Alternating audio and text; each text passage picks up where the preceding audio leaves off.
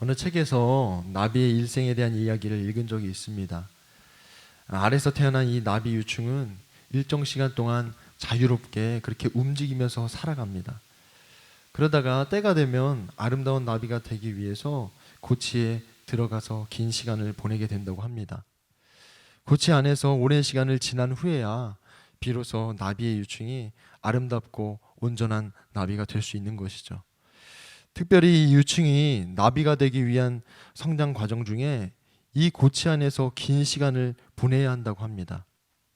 단지 고치 안에서 가만히 눈을 감고 있는 것이 아니라 오랜 시간을 갑갑함으로 견디면서 또 천적의 공격을 언제 받을지 모르는 그런 두려움을 이겨내는 이런 인내의 과정을 반드시 거쳐야 한다고 합니다. 하나님께서 우리에게 약속의 말씀을 주시고 그 말씀을 반드시 이루겠다고 말씀하십니다. 그러나 그 말씀이 이루어지기까지는 우리는 인내하면서 기다려야 합니다. 그 기다림은 이 약속의 말씀이 이루어질 때까지 가만히 있는 것을 의미하지는 않습니다.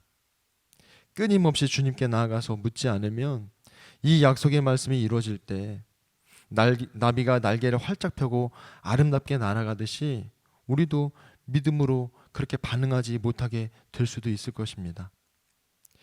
이 하박국 2장은 주님의 말씀을 기다리는 것으로부터 시작해서 그 약속의 말씀의 성취됨을 보기 위해 오랜 시간 믿음으로 인내할 것을 우리에게 요청하고 있습니다. 첫 번째로 살펴보려는 것은 하나님의 대답을 듣기 위해 한 절로 묘사되고 있는 이 하박국의 태도에 대해서 살펴보려고 합니다. 예언자로서 하나님의 대답을 기다리는 이 하박국의 태도에서 흥미로운 점을 발견할 수 있습니다. 1절에 보면 내가 초소 위에 올라가서 서겠다. 망대 위에 올라가서 나의 자리를 지키겠다. 주님께서 나에게 무엇이라고 말씀하실지 기다려 보겠다. 내가 호소한 것에 대하여 주님께서 어떻게 대답하실지를 기다려 보겠다. 먼저 망대 위에 올라가서 그 자리를 지키는 이유가 이와 같이 소개됩니다. 하나님의 대답을 듣기 위해 이 망대에 올라가서 기다리겠다는 것이죠. 망대는 기본적으로 높은 곳에 위치해 있기 때문에 적의 침입을 살피기에 아주 좋은 곳입니다. 그래서 적의 침입을 발견하면 경고의 나팔을 불어서 적의 침입을 대비할 수 있도록 하는 그런 중요한 곳이죠. 하박국은 예언자로서 이 하나님의 말씀을 백성들에게 전해야 했기 때문에 가장 먼저 주님의 말씀을 듣고 그 말씀을 가장 먼저 전하는 그런 파수꾼이었습니다. 그런 점에서 이 하박국이 자신의 자리를 지킨다는 것이 그가 있는 그 자리가 하나님의 말씀을 듣는 곳이고 그가 하나님의 말씀에 얼마나 귀를 기울이고 살아가고 있는지를 우리로 하여금 알게 해줍니다. 그런데 이 하박국이 하나님의 말씀을 듣고자 자신의 자리를 지키는 이 모습에 대해서 도대체 무엇 때문에 저 자리를 저렇게 지키고 있는 것인가, 또 지킬 수 있는 것인가 질문을 해보게 됩니다. 우리는 한 주를 살아가면서 주어진 예배 자리에 참석합니다. 그 예배가 새벽 예배가 되기도 하고 수요 예배나 금요 성령 집회나 또 주일에 드려지는 그런 다양한 예배가 되기도 합니다. 그리고 다양한 예배에 참석을 하는데 문득 기다리지 않아도 예배 시간은 돌아오고 우리가 기다리는 마음이 없어도 예배에 참석할 수 있는 예배에 참석이 가능하다는 그런 생각을 하게 됩니다. 무엇인가 우리의 신앙에 대한 점검이 필요하지 않을까 그런 생각을 하게 되는 것이죠. 하박국이 하나님께서 무엇이라고 말씀하실지 기다릴 수 있게 되는 그런 이유가 있다면 하나님께 호소할 그런 간절한 질문이 있었다는 것입니다. 살아가면서 주님께 아뢰고 싶고 또 반드시 들어야 할 만큼 궁금하고 중요한 질문이 우리에게는 있는가 생각할 때 제 어린 자녀들이 떠올랐습니다. 제 첫째 딸 서연이가 이곳 광주에 오기 전까지만 해도 한글에 전혀 관심이 없었습니다. 그런데 교회에서 이제 친구들을 만나면서 한글에 관심이 생겼습니다. 최근에 한글을 떼면서 책을 읽고 또 글을 쓰는데 자신이 이 글을 제대로 읽었는지 또 글을 제대로 썼는지 계속해서 물어옵니다. 그리고 말해줄 때까지 계속해서 옆에서 기다립니다. 귀찮을 때도 덜어 있는데 이 한글에 관심도 없던 서인이가 이렇게 간절하게 물어오는 모습을 보면서 저도 모르게 신경 써서 대답을 해주게 됩니다. 근데 언니가 이것저것 물어오는 모습을 보면서 동생인 이진이도 언니를 따라서 물어봅니다. 자기가 좋아하는 물건을 가져와서 손가락을 가리치면서 이것이 무엇인지 저에게 묻는 것이죠. 그리고 제가 대답을 해주면 그 대답을 따라합니다. 아이들이 부모를 찾는 이유가 여러 가지가 있겠지만 무엇인가 할 말이 있고 또 궁금한 것이 있을 때 부모를 찾는 경우가 대단히 많다는 것에 고개를 끄덕이게 됩니다. 오늘날 우리가 점검해야 할 신앙의 태도가 여기에 있다 싶습니다. 폭포수처럼 쏟아지는 설교를 우리는 늘 들을 수 있죠. 언제든지 들을 수 있고 그 들을 수 있는 자리가 요즘 스마트폰 하나만 있어도 어디든 가능합니다. 그렇지만 하나님께 따지고 또 묻고 간구하는 자리가 어디인가 생각해 볼 때 그 자리에 대해서 우리가 돌아볼 필요가 있겠다 싶습니다. 코로나19로 사회적 거리두기가 시행되면서 의도하지 않게 누군가를 만나서 말하기보다는 스마트폰을 보면서 또 듣기에 익숙해진 그런 시기를 우리가 살아가고 있습니다. 24시간 동안 보고 또 들어도 모자랄 정도로 수많은 그런 정보와 볼거리들이 넘쳐나는 그런 시대를 우리가 살아가고 있습니다. 이 시기가 클릭 한 번으로 수많은 것들을 보고 들으면서 우리에게 닥치는 어려움을 달래면서 살아가지는 않는가 그런 생각을 하게 됩니다.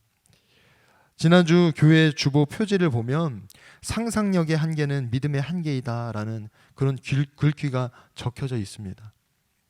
보고 듣는 것이 이렇게 많아졌음에도 특별히 주님께 드리는 고백이나 질문들 또 간구의 내용을 살펴보면 우리 삶 가운데 영적인 상상력의 한계가 이미 오래전에 오지 않았을까 그런 질문을 하게 됩니다.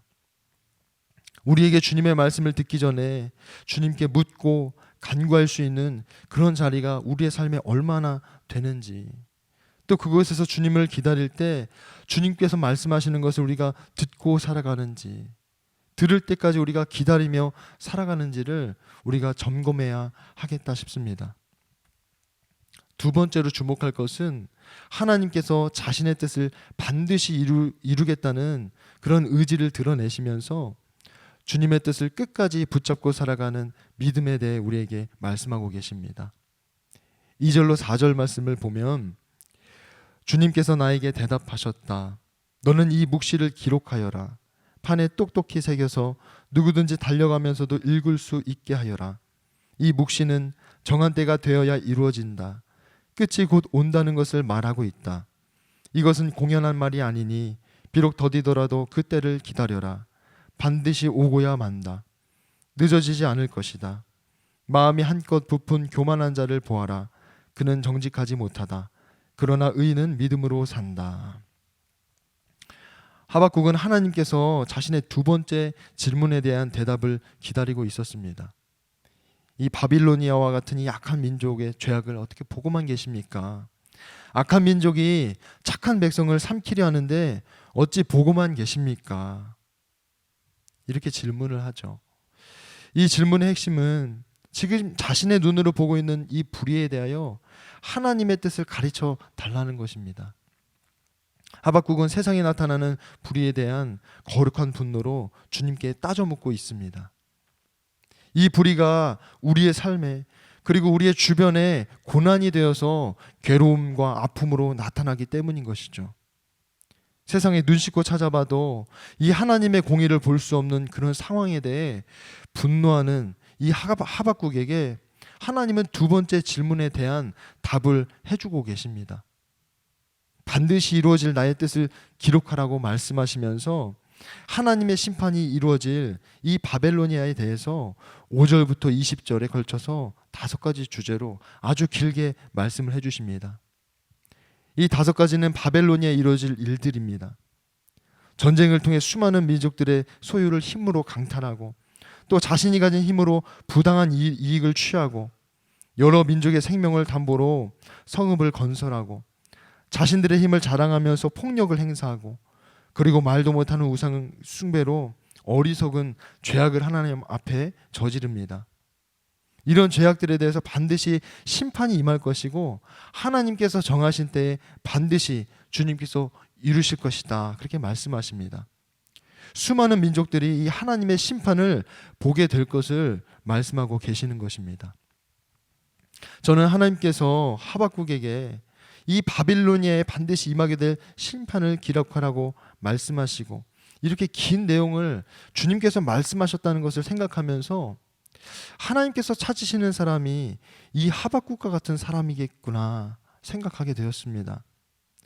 세상에 넘쳐나는 불의에 대해서 그 누구도 따져 묻지 않고 그 불의에 대해서 침묵하는 이 세상에서 하박국이 하나님께 따져 물은 이 질문은 그저 한 문장, 두 문장이 아니라 수도 없이 묻고 또 묻고 결국은 분노에 차서 하나님께 따져 묻는 모습을 우리가 보고 있는 것입니다.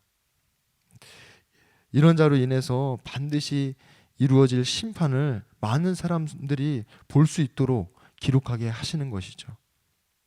불의를 행하는 자들에게 이루어질 심판은 고통을 당하는 자들에게 구원의 소식이 됩니다. 하나님께서 반드시 이루실 이 심판은 불의에 대한 심판을 넘어서 하나님의 공의를 보여주시고 공의로 이 세계를 다스리심을 온 세상에 나타내실 것입니다. 하박국은 분명 기록한 이 심판의 말씀을 수많은 사람들에게 선포하고 끝까지 알렸을 것입니다. 이로 인해 악한 자들에게는 반드시 이루어질 이 심판 앞에서 돌이킬 기회가 되는 것입니다. 의인들에게는 심판 중에도 주님의 말씀을 굳게 붙잡고 인내하도록 믿음을 굳건하게 하였을 것입니다. 우리가 기억해야 할 것은 지금 하나님께서 하박국에게 하시는 말씀은 기다려야 하고 또 인내 시간을 가져야 한다는 것입니다.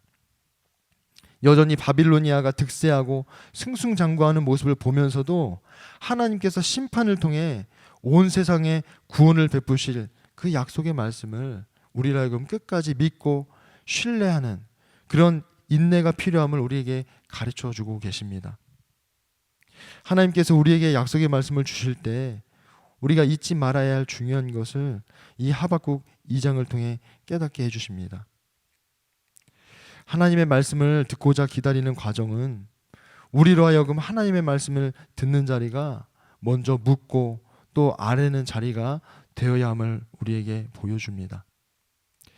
특별히 말하기보다 듣고 보는 것이 익숙한 이런 시기를 살아가면서 주님께 많은 것을 말할 뿐만 아니라 주님께서 이루실 일에 대하여 믿음으로 인내하며 살아갈 때 반드시 하나님의 말씀이 이루어짐을 보게 될 것입니다.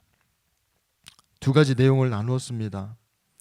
첫 번째는 이 하나님의 말씀을 듣기 위해 우리가 기다리는 자리에 서야 한다는 것입니다. 이 자리에서 먼저는 하나님께 묻고 아뢰고 또 고백하는 그런 자리가 되어야 함을 우리에게 이야기하고 있습니다.